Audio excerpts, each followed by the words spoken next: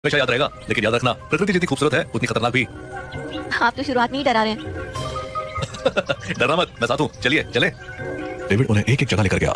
हरियाली, अनगिनत झरने और लगातार गिरती बारिश ने उन सबको मंत्र मुक्त कर दिया। बादलों के पीछे चलते हुए उन्हें ऐसा लग रहा था जैसे वो किसी जादुई दुनिया में आ गए हों।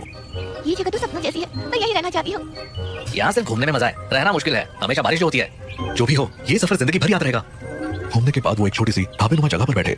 खाने पीने के बीच बातचीत शुरू हो गई और डेविड ने उन्हें नोह कलिकाई वाटरफॉल के बारे में बताया। आप लोग नोह कलिकाई वाटरफॉल के बारे में जानते हैं? बस इतना पता है कि एशिया का सबसे ऊंचा झरना है। ये सिर्फ झरना नहीं, इसके साथ एक खौफनाक कहानी भी जुड़ी है। कहानी के मुताबिक कई साल पहले यहाँ एक महिला रहती थी जिसका नाम लिकाई था। उसने अपने बेटी को पालने के लिए दूसरी शादी की, लेकिन उसका दूसरा पति बहुत ही क्रूर था। उसने लिकाई की बेटी को मारकर उसका मांस पका दिया। जब लिकाई को ये सच्चाई पता चली तो उसने इस झरने से कूदकर जान दे दी। तभी से इसे नोह कलिकाई वाटरफॉल कहते हैं। लोग कहते हैं कि यहाँ जाने वाले को आत्महत्या करने के ख्याल आते हैं, इसीलिए इसे भूतिया जगह माना जाता है। सभी के चेहरे पर डर और अजीब सी बेचैनी साफ दिख रही थी। Oh God, this is horrifying. लेकिन क्या ये सच है? मैंने ये चीज फर्स्ट हैंड एक्सपीरियंस किया है। मैं आपको वहां जाने की सलाह नहीं दूंगा। सभी ने उस जगह जाने की इच्छा जताई, लेकिन डेविड ने मना कर दिया। रात में सभी अपने कमरे में लौट आए, लेकिन राजेश के मन में उस जगह को देखने की इच्छा हो रही थी। उसने राहुल से बात की। राहुल, मुझे नोह कलिकाई वाटरफॉल जाना है, तुम मेरे साथ चलोगे? तुम पागल हो गए हो क्या? डेविड ने मना किया था ना। बस एक बार देखेंगे और लौट आ जाएंगे यार, प्लीज। ठीक है, पर जल्दी वापस आना होगा। रात के सन्नाटे में दोनों चुपके से होटल से निकलकर झरने तक पहुंच गए। झरने की गड़गड़ाहट और उसकी ऊंचाई देखकर वो दंग रह गए, लेकिन तभी उनके दिमाग में अजीब ख्याल आने लगे।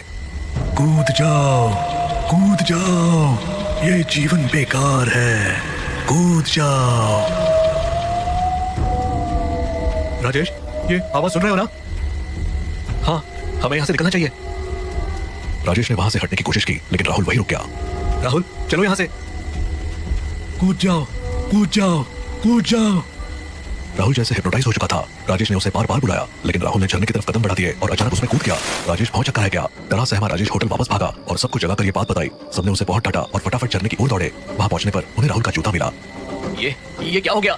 हमने सुना था लेकिन यकीन नहीं था, ये सच है। तभी सबके दिमाग में वही आवाज गूंजने लगी। कूद जाओ, कूद जाओ। यहाँ से भागो, जल्दी। सभी लौटने लगे, लेकिन तभी सेलिना ने अचानक इरफान को झरने में धक्का दे दिया। सेलिना, तुमने ये क्या किया? मुझे भी वही आवाज सुनाई दे रही थी। मैं खुद कूदने वाली थी, लेकिन अचानक उसे मारने का ख्याल आया। सभी हैरान परेशान होकर सेलिना को लेकर होटल लौट आए।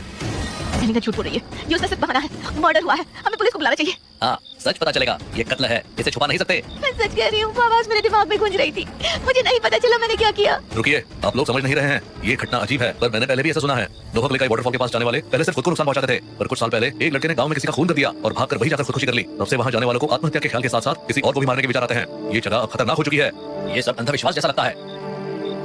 आप माने या ना माने, लेकिन मैंने ये